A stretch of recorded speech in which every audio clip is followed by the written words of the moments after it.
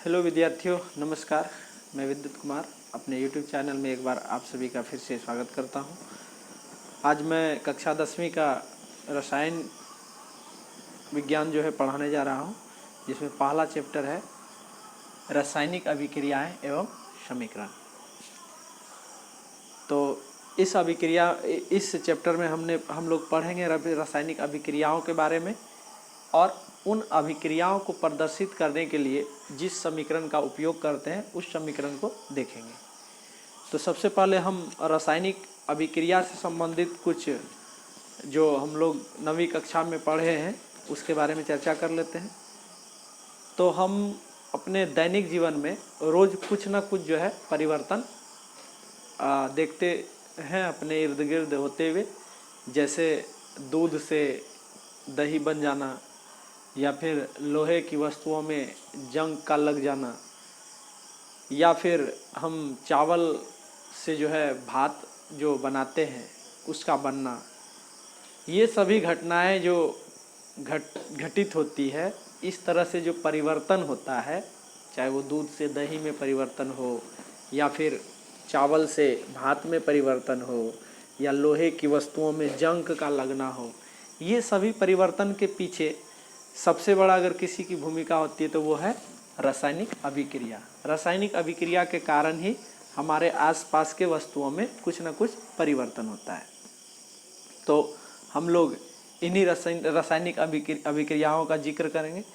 तो रासायनिक अभिक्रिया जो है वो दो पदार्थ सबसे पहले आपस में संयोग करते हैं, और संयोग करने के दरमियान पहले तो वो उसके अणु टूटकर परमाणुओं में बदलते हैं और फिर वो फिर से पुनर्गठित होकर नए पदार्थों के अणुओं के रूप में बनकर जो है वो तैयार होते हैं। तो इस पूरी प्रक्रिया को हम लोग रासायनिक अभिक्रिया कहते हैं। तो चलिए देखते हैं रासायनिक अभिक्रिया का हम क्या फार्मूला लिख सकते हैं, किसे रासायनिक अभिक्रिया कहेंगे।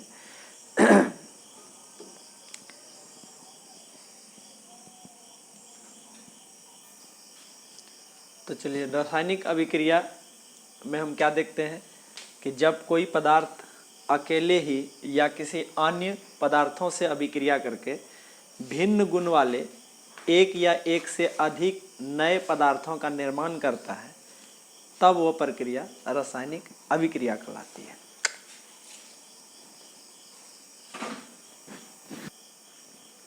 तो जैसे हम कह सकते हैं, जैसे हाइड्रोजन का एक अणु और ऑक्सीजन का एक अणु जब आपस में अभिक्रिया करता है तो क्या बनाता है कि यह जल का एक अणु का निर्माण करता है। तो इसमें हम क्या देखते हैं कि दो पदार्थ अलग अलग पदार्थ हैं, इनका गुण भी अलग अलग है। जैसे हाइड्रोजन एक ज्वलनशील पदार्थ है और ऑक्सीजन जो है वो एक तरह से किसी भी पदार्थ को जलने में यह सहयोग करता है। तो इस दोनों के आपस में जो परस्पर संयोग हो रहा है और दोनों के परस्पर आपस में अभिक्रिया करने के फलस्वरूप जो है वो जल का निर्माण होता है। तो जल का जो गुण होता है, यह गुण इन दोनों के गुण से बिल्कुल अलग होते हैं। जैसे हम कह सकते हैं कि हाइड्रोजन ज्वलनशील है और यह जो है जलने में सहायक है, लेकिन जल जो है उन दोनों के गुणों से बिल्कुल ही अलग होते हैं। तो इस तरह रासायनिक अभिक्रिया जो है वो या तो कोई पदार्थ अकेले करता है, जैसे अगर मान लिया जाए हम देखते हैं क्लोरीन की एक अणु और फिर क्लोरीन का एक अणु आपस में ही अगर संयोग करे, क्लोरीन का एक परमाणु अगर आपस में संयोग करे तो क्लोरीन का एक अणु का निर्माण करता है। तो इस तरह दो क्लोरीन परमाणुओं के बीच अभिक्रिया, रासायनिक अभिक्रिया होने के फलस्वरूप जो है क्लोरीन अणु का निर्माण होता है। और उसी प्रकार दो अलग अलग पदार्थ के परमाणु आपस में अभिक्रिया करके नए पदार्थों के अणुओं का निर्माण करते हैं। तो ये था रासायनिक अभिक्रिया का परिभाषा। अब हम देखेंगे कि रासायनिक अभिक्रिया में हम दो चीज़ देखते हैं, एक अभिक्रिया के पहले का तत्व या पदार्थ और एक है अभिक्रिया के बाद बनने वाले पदार्थ। तो जो अभिक्रिया में भाग लेता है उस पदार्थ को, अभिक्रिया में जो भाग लेने वाला जो पदार्थ होता है उसको हम लोग कहते हैं अभिकारक, और अभिक्रिया के बाद जो नया पदार्थ का निर्माण होता है उसको कहते हैं प्रतिफल। तो चलिए देखते हैं कि अभिकारक और प्रतिफल किसे कहते हैं।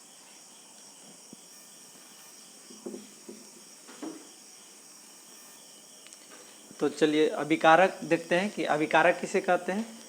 जो पदार्थ रासायनिक अभिक्रिया में भाग लेकर नए पदार्थ बनाते हैं उन्हें अभिकारक कहते हैं। जैसे एक उदाहरण हम यहाँ देते हैं, जैसे में कि अगर H2 और Cl2 आपस में अभिक्रिया करते हैं तो क्या बनाते हैं, 2HCl बनाते हैं। यानी हाइड्रोजन का अणु और क्लोरीन का अणु आपस में जब अभिक्रिया करते हैं, यानी ये हाइड्रोजन का अणु और क्लोरीन का अणु क्या कर रहे हैं, अभिक्रिया में भाग ले रहे हैं और भाग लेकर नए पदार्थ बना रहे हैं हाइड्रोजन क्लोराइड। तो जो अभिक्रिया में भाग लेने वाला, यहाँ क्या लिखे हैं, जो पदार्थ रासायनिक अभिक्रिया में भाग लेकर नए पदार्थ बनाते हैं उन्हें अभिकारक करते हैं। तो जो रासायनिक अभिक्रिया में भाग ले रहा है यानी ये दोनों क्या कहलाएगा, अभिकारक, यही रासायनिक अभिक्रिया में भाग ले रहा है।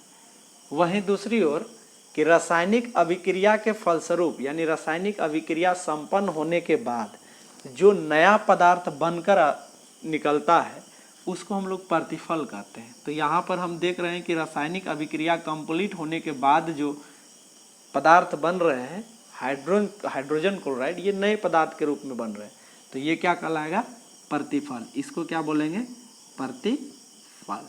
तो इस तरह हम देखते हैं कि रासायनिक अभिक्रिया में, किसी भी रासायनिक अभिक्रिया में अभिकारक जो होते हैं उसे बाईं ओर लिखी जाती है, वहीं प्रतिफल को दाईं ओर लिखी जाती है।